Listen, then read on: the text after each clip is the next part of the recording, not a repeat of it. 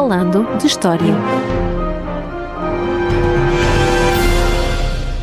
Olá a todos e bem-vindos ao episódio 99 do nosso podcast Falando de História. Eu sou Roger Lee Jesus e comigo está, como de costume, Paulo M. Dias. Olá!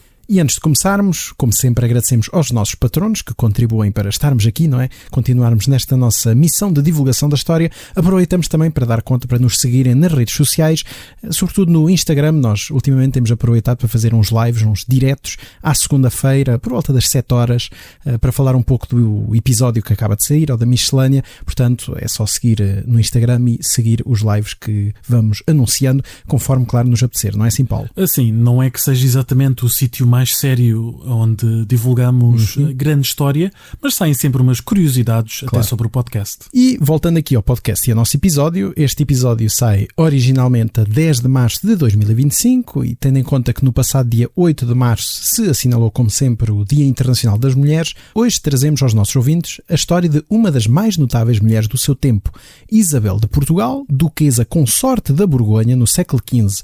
E já agora diga-se que este tema foi votado pelos nossos patronos. Nós pusemos à escolha na nossa plataforma Patreon entre 3 opções. A primeira opção era precisamente Isabel de Portugal, duquesa consorte, que acabou por ganhar a votação. A segunda era Joana d'Arc, a famosa Joana d'Arc, santa, aliás. E a terceira era Cristina de Pisano, uma personalidade muito relevante, uma escritora do período medieval. E certamente o Paulo trará esta personagem para um destes episódios um dia. Mas vamos então à nossa Isabel de Borgonha. E vamos começar pelo início, como sempre. Quem era esta Isabel e de onde vinha, Paulo? Dona Isabel de Avis, ou Isabel de Portugal, nome pelo qual foi conhecida em França e em Inglaterra também durante a sua vida, nasceu em Évora, no Alentejo, a 21 de fevereiro de 1397. Os pais eram, claro, Dom João I e Dona Filipa de Lencastre, tendo sido a única filha do casal a chegar à idade adulta. Isto porque, como bem sabemos, numa época anterior à medicina moderna, a mortalidade infantil era extremamente elevada. Isto mesmo entre os ricos e poderosos.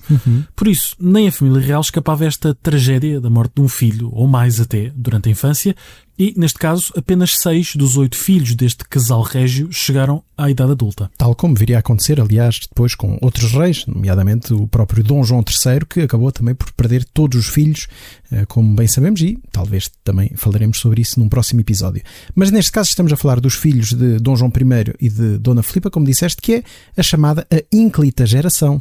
Sim, essa expressão é tardia. Foi criada, aliás, no século XVI por Camões, precisamente nos seus Lusíadas, mas acabou por ser adotada pela historiografia portuguesa, porque geralmente se considera que os filhos de Dom João I e de Filipa de Lencastre foram particularmente interessantes e particularmente bem-sucedidos. Veja-se que os irmãos da nossa Dona Isabel foram Dom Duarte, futuro rei, Dom Pedro, duque de Coimbra e depois regente do reino, Dom Henrique, duque de Viseu e governador da Ordem de Cristo, Dom João, governador da Ordem de Santiago e Dom Fernando, governador da Ordem de Avis, como não poderia deixar de ser. Além destes, Dona Isabel teve também 2 meios-irmãos, do lado do pai, Dom Afonso, futuro primeiro duque de Bragança, e Dona Beatriz, futura condessa consorte de Arundel, em Inglaterra.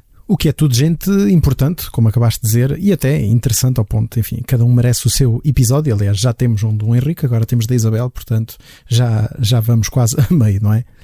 Claro que quem quiser saber, lá está, mais sobre o próprio infante do Henrique, como eu acabei de dizer, temos um episódio especial, o episódio 33, e que, enfim, é o famoso infante do Henrique, não vale a pena estar a perder tempo também com ele. Sim, é verdade, e aqui aproveito para falar também de uma curiosidade, porque é disso que são feitos afinal os nossos episódios, é que nesta época era frequente homenagear familiares dando o seu nome a um bebê.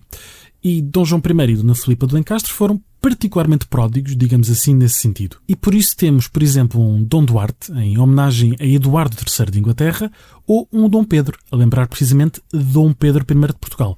E sem esquecer, claro, aqui a nossa Isabel, que recebeu o nome de uma tia materna, chamada Elizabeth ou Isabel de Lencastre. Que é, lá está, outro bom tópico para um futuro episódio.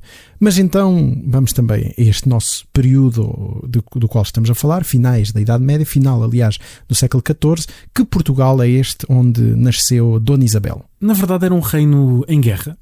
Tardavam ainda em ser assinadas as pazes definitivas para pôr fim àquele conflito com Castela que tinha estalado ali por alturas do interregno da crise de 1383-85, temas também dos quais já aqui falámos no nosso episódio 37. O que é preciso ter em conta é que a segurança do reino e da própria dinastia não estava ainda assegurada, por isso a guerra lá continuava, ainda que de uma forma menos intensa do que na década de 1380. O que ainda assim não quer dizer que houvesse menos mortes ou menos destruição. Ao certo, o que é que queres dizer com isso? Por exemplo, no próprio ano de nascimento da infanta, em 1397, houve vários ataques inimigos ao Alentejo, que levaram o Condestável, Nuno Álvares Pereira, a dar uma resposta, a invadir Castela. E no ano seguinte foi a vez do infante Dom Dinis, aqui um filho de Dom Pedro I e Dona Inês de Castro, portanto, meio-irmão de Dom João I, a invadir a Beira, ao comando de um exército castelhano, e saquear a cidade de Viseu. E estes são apenas 2 exemplos para se perceber a forma como o conflito continuava bem aceso, o que acabava por obrigar a coroa a subir impostos, a pedir empréstimos e até a desvalorizar a moeda. E isto perante, claro, os protestos dos concelhos e da nobreza. E tudo isto é uma forma de dizer que os primeiros tempos de infância desta Dona Isabel foram vividos num reino ainda em crise. E o que é que sabemos ao certo sobre a sua educação nesta corte dos avis, dos primeiros avis? Na verdade, sabemos mesmo muito pouco sobre a infância destes infantes. E o caso de Dona Isabel não é exceção. As fontes da época simplesmente não prestavam grande atenção a quem, como é o caso das crianças, naturalmente, a quem não desempenhava um grande papel político ou militar. Claro. Sabemos, e sim, que tanto Dom João I como Dona Filipa eram cultos, eram inteligentes, tinham constituído em seu torno uma corte igualmente culta, letrada, muito atenta ao que de melhor se fazia na Europa do seu tempo. E, de facto, durante o século XIX e parte do século XX, os historiadores assumiram sempre que a educação esmerada dos infantes, das quais deram provas ao longo da vida, perceba-se, seria obra exclusiva de Dona Filipa, isto porque, por um lado, assumia-se automaticamente que o que vinha de fora era imediatamente melhor ao que existia em Portugal, não é?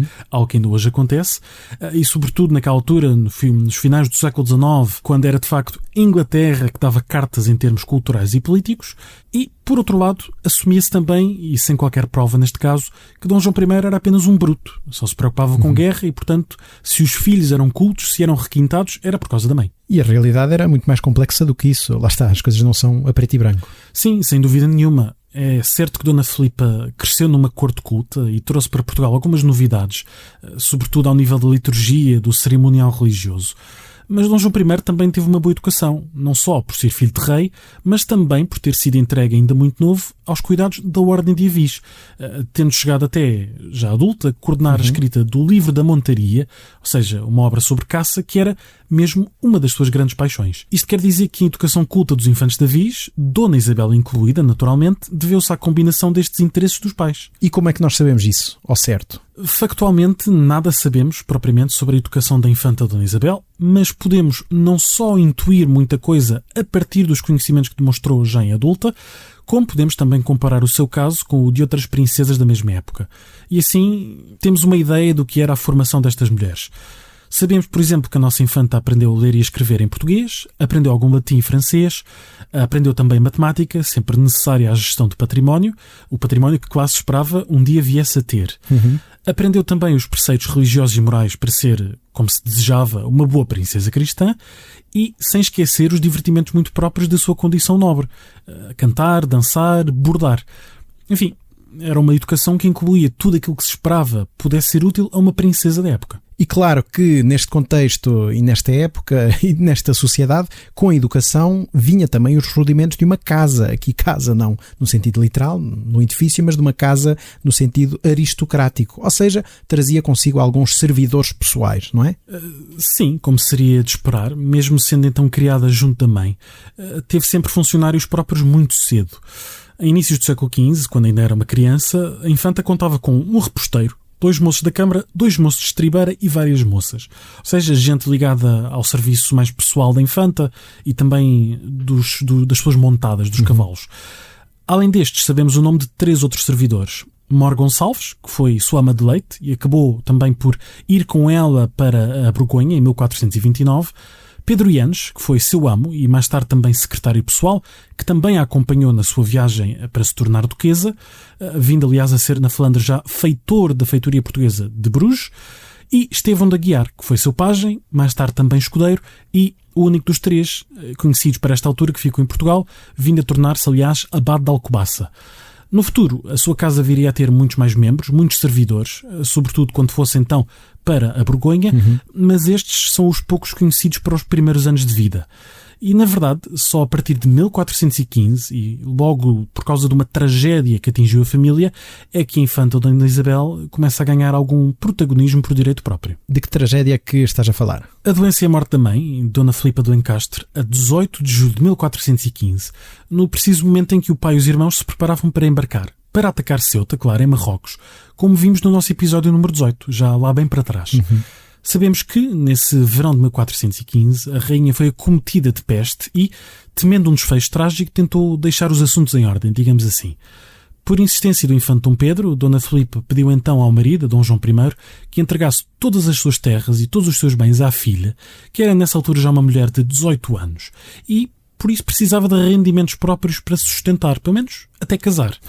Diz-nos o cronista Zurara que o rei, choroso, não só aceitou o pedido, como ainda prometeu entregar à filha todas as joias e a baixela da esposa que, por direito, lhe pertenciam a ele após o falecimento da mesma. E onde é que ela estava quando isso aconteceu? A própria Dona Isabel? Ela estava presente nesse momento e apressou-se a beijar as mãos quer ao pai quer à mãe, isto em sinal de respeito.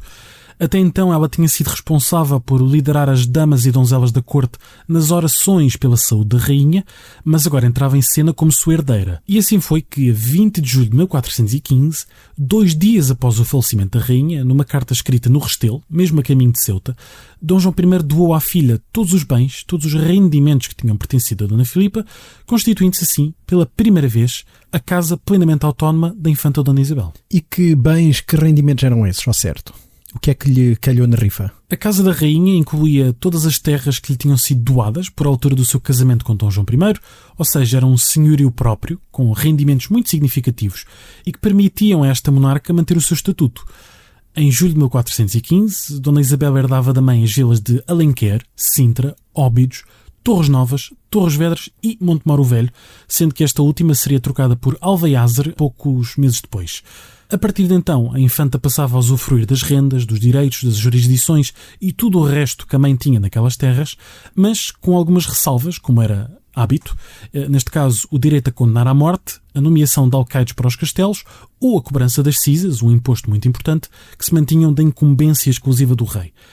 E esta doação é, aliás, muito especial, porque é a primeira vez que o património da rainha passa diretamente para uma filha e por isso esta carta de doação especificava, de forma muito clara mesmo, as condições para a infanta poder usufruir deste património. E que condições eram essas, para serem tão diferentes do que costumava ser? Simplesmente a doação tornava-se nula a partir do momento em que se verificasse uma das seguintes situações. A Dona Isabel casasse, se tornasse monja, morresse ou fizesse alguma coisa que desonrasse a família. O documento é muito claro a respeito desta última cláusula e cito: fazendo de si tal coisa, perque desonre a si e seu linhagem o que Deus não queira. Fim de citação. Ou seja, nada de namoricos, nada de marotices, e isto se quer manter o património. Claro. E diga-se que, a propósito, nenhuma carta de doação de terras aos seus irmãos inclui qualquer cláusula do género.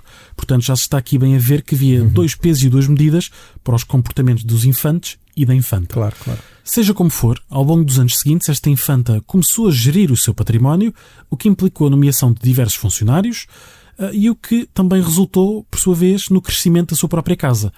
Por isso, até 1429, o ano em que deixou Portugal, conhecemos os nomes de gente ligada à administração da casa e do seu património, como um escrivão da puridade, um tesoureiro-mor, 2 escrivães, ou às funções domésticas, como as camareiras, claro, o moço da câmara, o cozinheiro ou até o despenseiro. Ou seja, a infanta começou a rodear-se de um número cada vez maior de pessoas, muitas das quais acabariam por beneficiar dessa proximidade muito mais tarde, quando a Isabel, já a Duquesa da Borgonha, lhes arranjasse todo o tipo de ofícios e benesses. E terá sido também pela mesma altura que ela começa a gerir este seu património, o seu senhorio, a sua casa. Sim, conhecemos alguma documentação que nos dá conta da sua intervenção na vida das gentes das suas vilas. Logo em 1416, encontramos-la a mediar uma disputa a propósito de gado entre os moradores de Alfarelos, uma terra que pertencia ao mosteiro de São Paulo de Almaziva, e o seu concelho de Montemoro Velho. Mas foi sobretudo ao longo da década de 1420 que foi chamada diversas vezes a resolver os mais variados problemas, estivessem relacionados com a justiça, com a administração.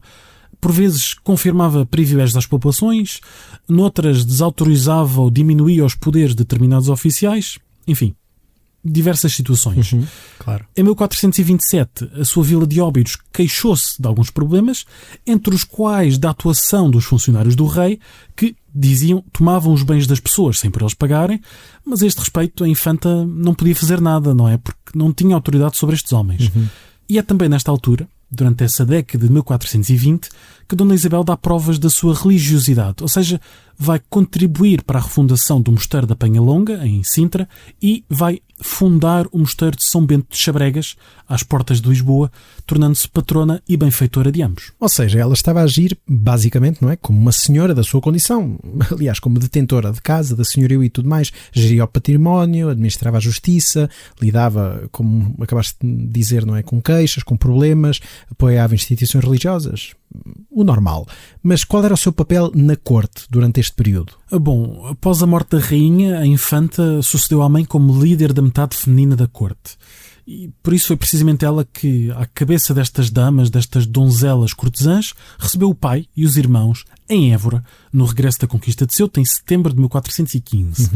No ano seguinte vamos encontrá-la a participar, como não poderia deixar de ser, aliás, nas cerimónias de trasladação dos restos mortais da rainha, isto na sua passagem do convento de Odivelas para o Mosteiro da Batalha, e a partir da década de 1420 é já uma personagem suficientemente importante para ser contemplada com cartas do rei de Aragão, tal e qual sucedia, aliás, com os seus irmãos. E em 1429 era ela própria que enviava cartas ao abade Dom Gomes de Florença, nas quais discutia questões, claro, religiosas. Este Dom Gomes de Florença é até uma personagem bastante conhecida para quem trabalha este século XV.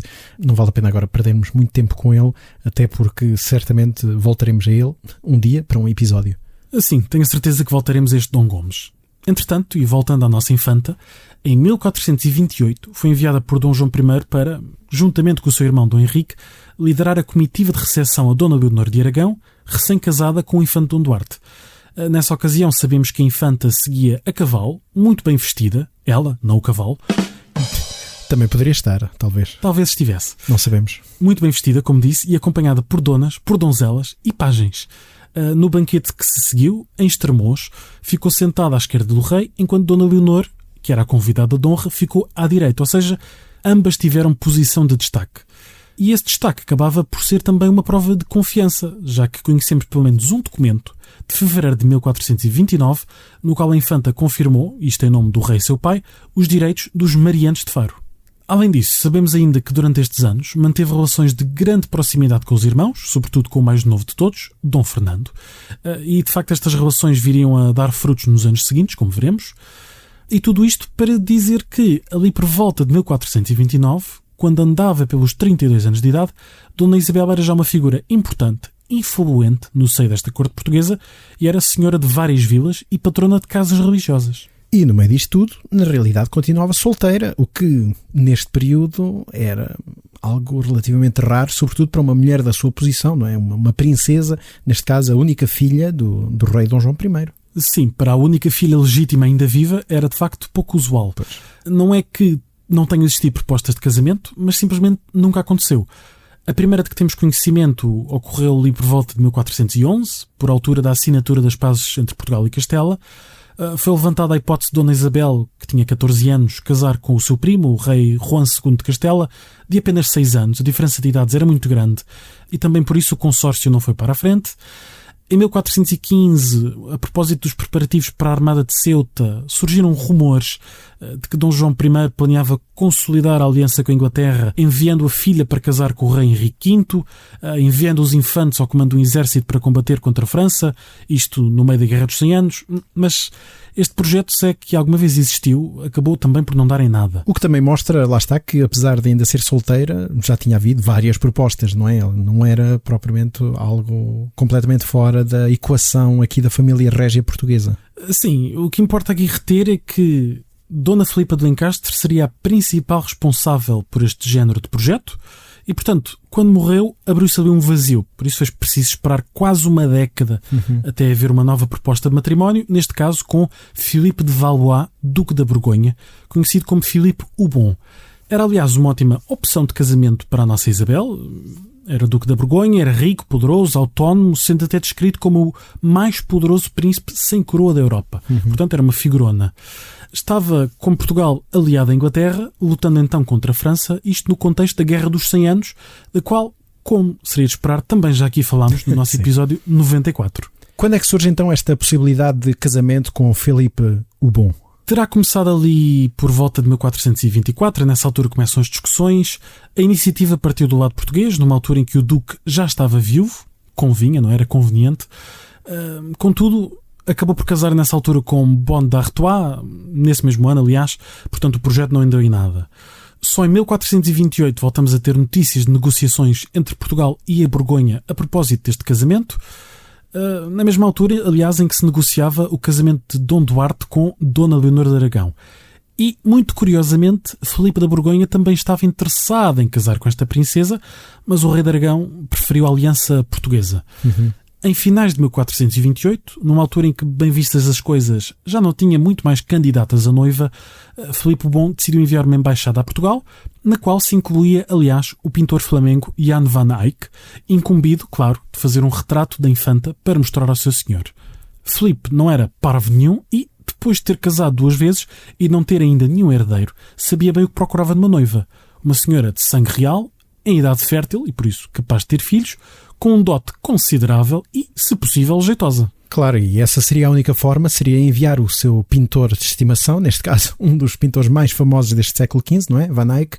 E o que é que sabemos sobre este retrato que fez de Dona Isabel? O retrato sobreviveu? Chegou até aos nossos dias? Sabemos que fez 2 retratos nessa altura, um seguiu por mar, outro seguiu por terra, para garantir que chegavam à Borgonha. Claro. Nenhum deles chegou até aos nossos dias. É uma vergonha. É uma Borgonha. Sobreviveu apenas uma cópia do século XVII, o que ainda assim nos permite conhecer este aspecto de Dona Isabel. Aliás, temos vários outros retratos seus, ou pelo menos cópias, da autoria de pintores flamengos.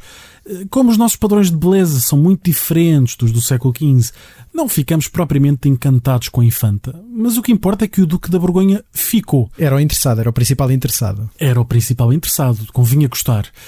E ficou encantado não só pela beleza, mas também pelo que os seus embaixadores lhe iam dizendo nas cartas que remetiam de Portugal para a Borgonha. Até que, por fim, em julho de 1429, o contrato estava concluído, depois de longos meses de negociações, sendo estipulado que a coroa portuguesa pagaria as despesas da viagem, do enxoval e do dote da infanta, sendo que este ascendia a umas 154.000 coroas de ouro. Uma quantia tão elevada, que Dom João I viu-se forçado a pedir vários empréstimos, dentro e fora do reino, para conseguir pagar. Quanto ao Duque, este comprometia-se, entre outras coisas, a constituir a Casa da Mulher, a nomear os seus funcionários e a sustentá-la com uma pensão anual de 12.320 coroas de ouro. Está feito então um contrato de casamento e quando é que foi propriamente dito o casamento? Bom, aconteceu em Lisboa, em julho de 1429. No dia 24 ocorreram os esponsais, ou seja, a promessa de casamento, e no dia seguinte, numa cerimónia realizada no Castelo de Lisboa, provavelmente no Paço de Alcáçova, logo às 7 da manhã, pela fresquinha, o Bispo de Évora oficializou este casamento por procuração, sendo nessa altura o noivo substituído, para o efeito, como não podia deixar de ser, pelo seu embaixador. Filipe o Bom não tinha vindo a Portugal de propósito. Claro. As semanas seguintes foram gastas com os preparativos da armada, que transportaria a noiva, e, como não poderia deixar de ser, com algumas festarolas. Assim, em finais de setembro, houve justas durante 2 dias na Rua Nova dos Mercadores, ou seja, na mais importante via comercial de Lisboa. E aqui é preciso ter em consideração que justas é aquilo que por vezes se vê nos filmes, de um cavaleiro de cada lado a correrem um contra o outro com uma lança na mão para ver quem é que arranca o adversário da cela. Um tipo de torneio, não é? Uma espécie de que aconteceu precisamente na Rua Nova dos Mercadores nesta altura. Além disso, aconteceram também banquetes. No caso, o maior foi nas Taracenas, ou Tercenas, que era o estaleiro naval da cidade, onde se guardavam as galés. E ao que parece isto porque era a única sala suficientemente grande para acolher tantos convivas. Por isso tiraram de lá os navios, deram uma limpeza, decoraram o espaço com tapeçarias, esteiras e panos e serviram então a refeição.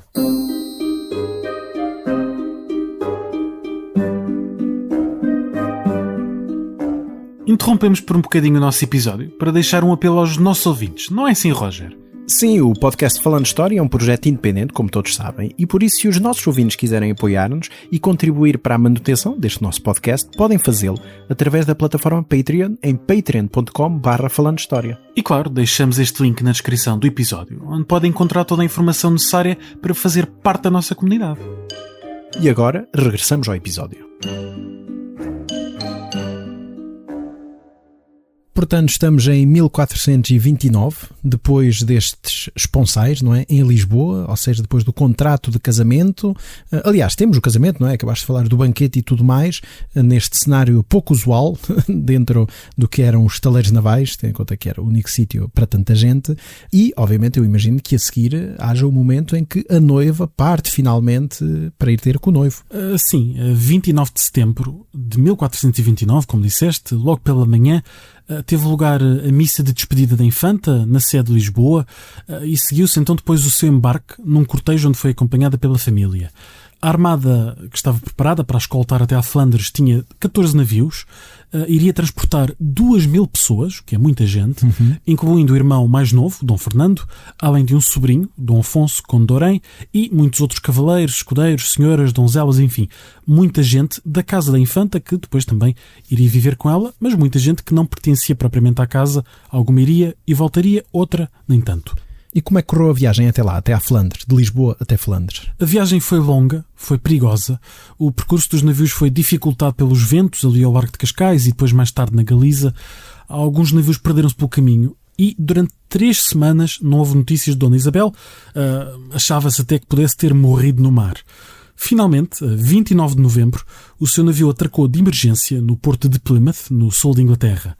Daí a comitiva seguiu por terra até Londres para conhecer a família inglesa e aí ficaram, pois, algum tempo para participar nas celebrações do 8º aniversário do jovem rei Henrique VI. E por fim, a 25 de dezembro de 1429, Isabel de Portugal, como seria conhecida a partir de então, chegou ao porto de Ecluse, ou Sluis, na Flandres, vindo a desembarcar no dia seguinte. Foi a prenda natal perfeita para Filipe o Bom, não é? Chegou a 25 de dezembro. Assim, foi a prenda quase perfeita. Isabel e a sua comitiva ficaram a descansar naquele porto, pelo menos durante alguns dias. A viagem foi cansativa, como se percebe. Aí foi visitada não só pelas autoridades da Flandres e da Borgonha, mas também pelo marido, Filipe o Bom, que conheceu pela primeiríssima vez. Foi também nesse porto de Ecluse que casaram, agora sim, pessoalmente, a 7 de janeiro de 1430. Foi, naturalmente, um momento de grande pompa e circunstância, com tapeçarias, joias, mantimentos trazidos sob pesada escolta armada desde a cidade de Dijon, no coração da Borgonha, cidade da mostarda também. Incluindo, trouxeram frascos de mostarda, como prenda, certamente. Eventualmente também, que era um condimento bastante apetecível. E foi para celebrar a sua união que Filipe o Bom decidiu criar a Ordem do Tusão de Ouro, uma ordem honorífica atribuída, ou assim se esperava, aos mais notáveis cavaleiros do seu tempo. E neste caso, chegando precisamente no final de 1429, o casamento que deve ser consumado precisamente no início de 1430, quanto tempo é que acabou por durar esta união, este casamento entre Isabel e Filipe? Bom, eu não estava lá para confirmar se consumaram ou não. You did right. Privacy is very important. Mas o facto é que o casamento durou 37 anos, precisamente até à morte de Filipe, em junho de 1467. Nos primeiros 3 anos de casamento tiveram 3 filhos, todos rapazes, mas apenas um sobreviveu à infância. Carlos, conhecido mais tarde como o Temerário, nascido em 1433. Ao longo dos primeiros 25 anos do seu casamento, Isabel e Filipe mantiveram relações de grande afeição, de proximidade, e isto apesar de o duque ter tido ao longo da vida um total de 33 amantes e 26 filhos bastardos. Era obra. Grande obra. Seja como for, até 1455 o duque e a duquesa estiveram juntos muito frequentemente, passavam quase sempre o Natal e a Páscoa juntos, e quando estavam separados trocavam cartas, onde discutiam assuntos não só pessoais, como a sua saúde, mas também questões políticas, financeiras, religiosas. O que, aliás, não é de todo surpreendente, porque Isabel de Portugal tornou-se muito rapidamente um apoio fundamental para o marido. E isso devia-se certamente por causa da sua educação ou da sua personalidade, não é? Sim, uma combinação de ambas. Sabemos que sempre que o Duque estava ausente, ia combater contra franceses, contra ingleses ou revoltosos flamengos, era Dona Isabel que ficava responsável por manter em funcionamento o governo da Borgonha. Lidava nessa altura com todo o género de problemas, administração, finanças, por aí fora. Além disso, eram-lhe frequentemente confiadas missões diplomáticas, sobretudo as mais espinhosas, digamos assim. Por isso foi responsável, em 1439, pelo reatar das relações entre Borgonha e Inglaterra, depois de uns anos antes o marido ter abandonado o apoio inglês, a troco de uma paz muito duvidosa com França, diga-se, e em 1441-42 e 1444-45 foi então incumbida de pacificar os ânimos nos Países Baixos, que nunca aceitaram propriamente bem o controle por parte do Ducado da Borgonha, e mais tarde, no verão de 1445, foi também a nossa Isabel de Portugal que, a pedido do marido, claro, negociou pessoalmente com o rei Carlos VII de França, que não aceitava de maneira nenhuma a autonomia do Ducado da Borgonha. Por fim, em 1467, voltaria a negociar com os ingleses, neste caso a propósito das cláusulas do casamento entre o seu filho, Carlos, conde de Charolais, e a princesa Margarida de York. Esta foi, aliás, a última missão política de uma carreira diplomática bastante interessante. Mas disseste que os primeiros 25 anos do casamento entre Isabel e Filipa correram muito bem, mas também disseste que o casamento durou 37 anos. Portanto, houve aí algum desacordo, algum corte, algum problema? Houve 2 momentos de grande tensão entre os membros do casal que acabaram por resfriar um pouco as relações e conduziram ao afastamento voluntário de Isabel da cena política ativa. O primeiro aconteceu em 1454, numa altura em que se discutia o casamento do seu único filho, depois de terem viuvado algum tempo antes. Enquanto Isabel preferia a opção de uma noiva inglesa para voltar a estabelecer uma aliança entre Borgonha e Inglaterra, Filipe preferia uma noiva francesa para tentar uma aproximação, claro, à coroa de França. A vontade do Duque acabou por ganhar, levou a sua por avante, mas a situação foi tensa ao ponto de ter ameaçado o filho caso este desse ouvidos à mãe. Portanto, as coisas não estavam para brincadeiras. Curiosamente, a opção da noiva inglesa viria a vingar já depois da morte de Filipe, como referi, com o tal casamento entre Carlos e Margarida de York. Em todo o caso, este resfriar de relações entre o casal acabou por contribuir para este afastamento de Isabel, que em 1455 decide então abandonar a corte, abdicar da sua vasta casa e instalar-se no castelo de Montaubois, a troco de uma pensão churda, paga, claro, pelo marido. Isso quer dizer que ela estava a abdicar, na realidade, do seu poder, não é? Da sua posição enquanto esposa do Duque de Borgonha. No fundo, Isabel estava a abdicar dos seus elevados rendimentos, de uma casa composta por centenas e centenas de pessoas, homens e mulheres, portugueses, flamengos, borgonheses, franceses, por aí fora. Gente que desempenhava todo tipo de ofícios, camareiras, damas de companhia, cozinheiros, estribeiros, escudeiros, servidores de todo o género e mais algum. Era um bocadinho uma retirada do mundo, com um tom religioso até, muito próprio do género de instituições que a duquesa tanto apoiava e das quais tanto gostava. Mas também é preciso ter em conta que a sua presença ativa na corte já não era inteiramente necessária. Por isso decidiu retirar-se para dar mais espaço de manobra ao filho, Carlos, ou seja, para deixar que este assumisse as rédeas do governo durante as ausências do pai. E porque ela própria também já não ia para nova, digamos assim, já tinha uma idade bastante avançada para esta época. Exatamente, já estava próxima dos 60 anos, devia estar cansada até de desempenhar um papel tão ativo no governo, na cobrança de impostos, na resolução de todo o género de problemas políticos ou sociais, de lidar com tanta papelada no fundo. Mas também é preciso ter em consideração que este afastamento não significava o fim do seu poder. Quando necessário, a duquesa lá continuava a mexer os seus cordelinhos, sobretudo na hora de proteger ou beneficiar a família, alguns servidores mais próximos ou até uma instituição religiosa. Que realmente, claro, faz sentido dentro do que era esta vivência até desta idade já avançada. Mas neste caso falaste que houve 2 momentos de tensão entre os duques, mas só falaste num deles. Qual foi o outro? Este segundo momento de grande tensão aconteceu em Bruxelas, em janeiro de 1457, e foi bastante mais grave. Em causa estava a nomeação de um favorito do Duque para supervisionar a casa do filho, ou seja, Filipe estava a negar a autonomia de Carlos, que nessa altura já era um homem feito, tinha 24 anos. A discussão entre o pai e o filho subiu de tom a tal ponto que Filipe sacou de um punhal e só não feriu o herdeiro porque a mãe o empurrou para fora da sala. Pouco depois, quer pai, quer filho abandonaram Bruxelas furiosos e a reconciliação definitiva só foi alcançada 8 anos mais tarde, em 1465, tal era a gravidade do caso. Isabel foi tentando a reconciliação entre ambos, mas não era de todo fácil. A partir desta altura, o retiro da duquesa para este seu castelo na floresta de Nieppe tornou-se então definitivo, embora nunca tenha cortado propriamente relações com o marido, com quem continuou a trocar cartas. O que mostra que, claro, a família ducal de Borgonha tinha graves problemas pessoais. Sim, e Isabel de Portugal não era exatamente senhora para empurrá-los para debaixo do tapete. Aliás, levava mesmo muito a sério as questões familiares, quer relativamente aos parentes portugueses, quer aos ingleses ou borgonheses. Por exemplo, sabemos que, apesar das traições do marido, e como vimos, foram muitas, manteve relações de afeto com pelo menos 2 bastardos, Cornélio e Maria, que ajudou a criar.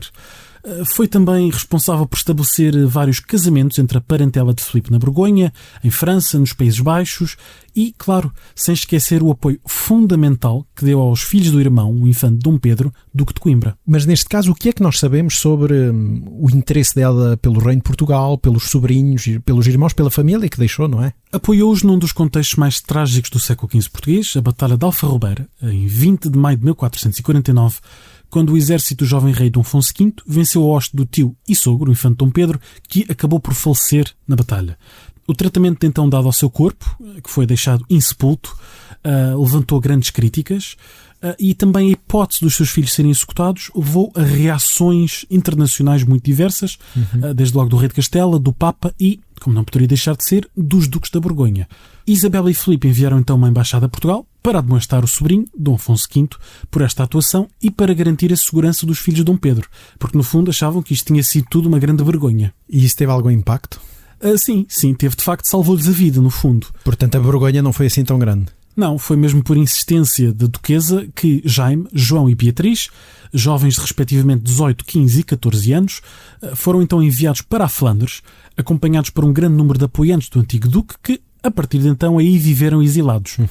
E foi também graças à intervenção de Dona Isabel que todos eles foram capazes não só de sobreviver, mas também de prosperar. Jaime acabou por ser nomeado bispo de Arras e depois foi enviado pela tia a Roma.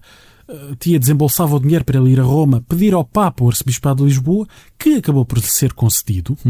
Já o seu irmão, João de Coimbra, tornou-se comandante militar ao serviço do Duque da Borgonha e, mais tarde, foi casar com Carlota de Lusignan, herdeira do rei do Chipre. E, por fim, Beatriz casou com um senhor local, o Adolfo de Cleve, num arranjinho organizado, como não poderia deixar de ser, pela tia Isabel. Bem, podemos realmente perceber que ela sabia mexer os peões no tabuleiro e que esta atuação dela foi realmente central aqui para salvar a vida dos sobrinhos. Sim, e não ficou por aí. Entre 1464 e 1466, Dona Isabel procurou ajudar o filho mais velho de Dom Pedro, também chamado Dom Pedro, que tinha sido escolhido como rei dos catalães e se encontrava em guerra aberta contra o rei de Aragão. Como era seu hábito, Isabel de Portugal tentou encontrar uma noiva inglesa para o sobrinho, claro, mas a oposição de Filipe, que não queria abdicar das boas relações com Aragão, acabou por levar ao fracasso desse plano. E pronto, percebe-se que as boas intenções da duquesa não eram suficientes e Dom Pedro acabou por falecer durante esse conflito. Claro. Por fim, em setembro de 1471, Dona Isabel envolveu-se no processo de resgate das ossadas do seu irmão Dom Fernando, falecido numa masmorra em Fez, em 1443, como referi, isto depois de ter sido feito prisioneiro no desastre de Tanger, em 1437. Os restos mortais desse infante foram recuperados por Dom Afonso V, na sequência da conquista de Arzila, tendo sido devolvidos em troca dos filhos do sultão capturados nessa mesma campanha. E por isso, um dos últimos atos de Dona Isabel, duquesa de Borgonha, foi precisamente estabelecer em Lisboa uma série de missas em homenagem ao falecido irmão. Como acabas de dizer, este foi um dos últimos atos de Dona Isabel, porque então ela acabou por morrer mais ou menos por esta altura. Sim, acabou por falecer no final desse ano, a 17 de dezembro de 1471, aos 74 anos. 3 anos mais tarde foi sepultada na Abadia de Chaumont, em Dijon, uma instituição religiosa que ela própria tinha apoiado juntamente com o marido em vida. E depois desta longuíssima viagem acabamos por ver realmente o percurso de uma mulher única no panorama português do século XV, esta nossa duquesa Isabel da Borgonha, que não só através da sua riquíssima educação, quer dizer, o contexto onde ela acabou por ser educada, onde cresceu, não é, na corte dos Javis, sendo também uma mulher muito influente e onde mostrou que obviamente não era por ser mulher que era diminuta ou tinha capacidades diminutas para fazer o que quer que fosse. Muito pelo contrário, como se percebe, soube sempre usar a sua posição para beneficiar, sobretudo, a família e em momentos de crise particularmente importantes, como em 1449. E para quem quiser saber mais sobre esta figura de Dona Isabel de Borgonha, quais são as tuas sugestões de leitura, Paulo? A minha primeira sugestão é um livro de Monique Sommet, Isabelle du Portugal, Duchesse de Bourgogne, une femme à pouvoir au XVe siècle, publicado pela imprensa universitária de Septentrion em 1998 e que, mais do que uma biografia, é um estudo sobre a personagem e sobre a formação da sua casa, ou seja, sobre a contabilidade, sobre toda a gente que fazia parte da vida da duquesa, sobre as instituições religiosas que apoiou, enfim, uma obra que, digo eu, valeria a pena traduzir para português e que é muito completa. A segunda sugestão é uma dissertação de mestrado de Ana Paula Jerónimo Antunes, de Infanta de Portugal a Duquesa da Borgonha, Dona Isabel de Lencastre e Avis, 1397-1429, defendida na Universidade Nova de Lisboa em 2012, e que lá está, trata este período da vida da Infanta, a sua permanência em Portugal, desde o nascimento até à partida para a Borgonha, com todas as celebrações pelo seu casamento, a gestão do seu património, por aí fora, sobre estas questões mais ligadas ao reino propriamente dito. E é uma dissertação que se encontra online, tal como o livro de Monique Sommet, que também está em formato digital em acesso aberto. Portanto, duas sugestões acessíveis e que me permitiram fazer este episódio. E pronto, é tudo neste nosso episódio 99 do podcast Falando História. Já sabem, o nosso e-mail está sempre aberto a qualquer sugestão, qualquer contacto que queiram ter connosco, falandohistoriapodcast@gmail.com. A edição de áudio é, como sempre, de Marco António e voltamos para a semana. Até à próxima. Até à próxima. Falando de História.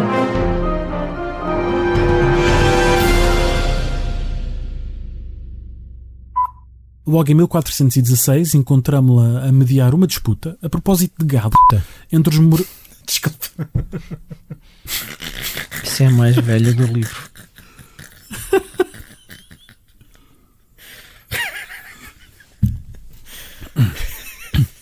Roll sound. Rolling. Sound production, take 2. O que também mostra, lá está, que apesar de ainda ser solteira, já tinha havido várias propostas, não é? Não era propriamente algo completamente fora da equação aqui da família régia portuguesa. Na minha vida nasceu algo melhor. Okay, that's a wrap.